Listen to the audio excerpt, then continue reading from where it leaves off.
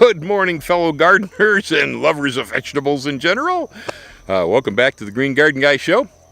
I'm going to have to talk fast. There's a rain cloud coming in from Hilo direction real fast.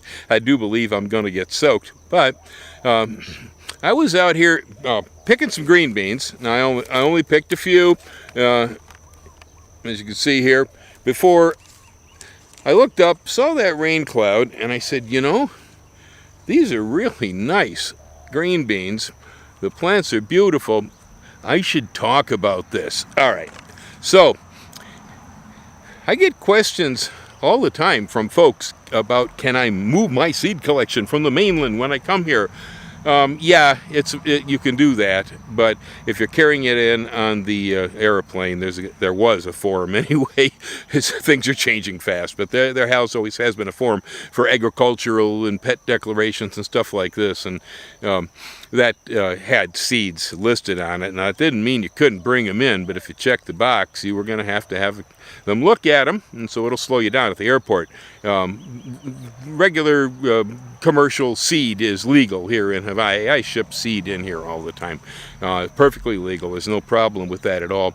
There are some prohibitions on some things that are invasive species, you know, and sometimes there's diseases and things associated with certain crops, and so the regulations, you know, vary actually from time to time. But yeah, you can get your seeds in here, but I tell you what, if you're moving here, it's a whole lot easier. Just throw them in the cargo container or mail them to yourself. You know, the county doesn't care too much about these things, especially if they're in little packages that say Burpee, you know, with a current date, and they're not infested. So that's the start of the question. Now, the end, though, here is that actually, I found when I moved here and I brought my seed collections, I'm a seed guy, that about 80% of what I brought here with me from the mainland really didn't work out very well in Hawaii anyway. These conditions are very different.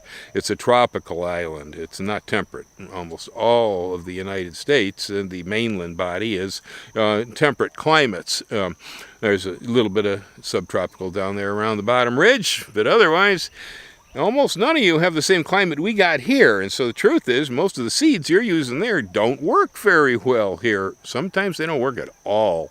And so I have a good suggestion to everybody worried about getting their seed collections in here. I mean, sure, bring your seeds, but you're going to end up here on the island recollecting. Trust. This green bean right here, which is beautiful. You'll see nice flowers all over it. You know, we got real nice, tasty green beans right here. This is Poamoho. Now, Poamoho comes from an experimental project with the University of Hawaii at Manoa. And so they have bred this bean. Where they got the genetics, I don't know. I'm sure they'd be glad to tell you. It is not GMO. All right. Nor is it a hybrid. It's open pollinated. You can save seed from the bean if you want to. And it is so far the first string bean that I've tried here on this island that has been very successful. I brought a whole lot of string beans with me that I used to grow in the mainland that I love, like for instance Vortex. Oh, I love Vortex. It's a French pole bean. It's the best. I mean, it is the bomb completely. Sadly, doesn't yield very well here at all. It goes down to nematodes and bean rust real fast. It's disappointing. And so, Poamoho is my solution. I've tried Jade and Jade 2, bush beans, and they'll pump out a crop, and they poop out. Whereas the Poamoho will go on for maybe at least 90 days or so, continuing to produce string beans. Now, right over here next to Poamoho, we have our Hawaiian super sweet corns. Now, I found that corns are more adaptable to the Hawaiian climate, and so far every corn I've planted here, no matter where it came from, seemed to grow fairly well for me. Only problems with corn here is if you're raising popcorn or hard grinding corns. Getting them dried in Puna's climate is challenging, but they grow fine. Let's take a look in here. So right here we have one nice, fat, solid, listen to that, beautiful ear of corn.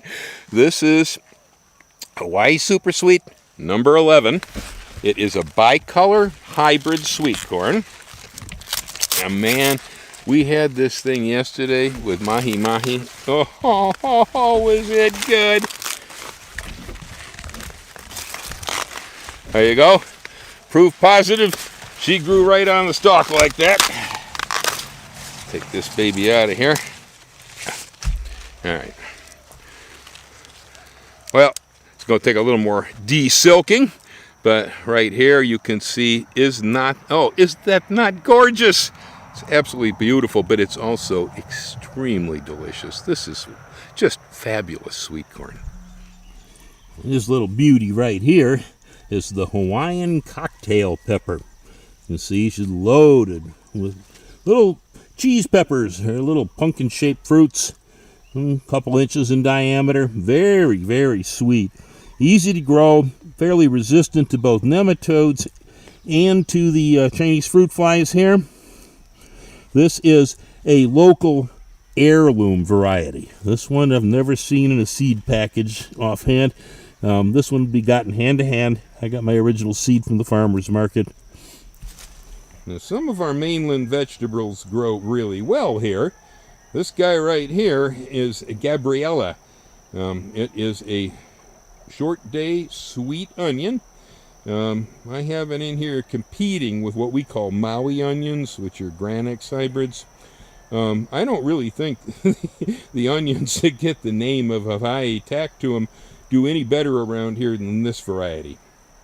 Although the quote-unquote Maui onion is not really from Maui. It's a Granix hybrid onion from a mainland company. All right, here we got a plain old Copenhagen market cabbage. So there's a good, actually worldwide variety, mainland variety that works really good here in Hawaii. Well, that right there is the end of the video for the day. You can hear it's pouring. So it's also the end of me picking green beans for a while. Anyway, don't want to pick them while they're wet. Remember, don't pick wet green beans. You'll spread bean rust. Hang loose.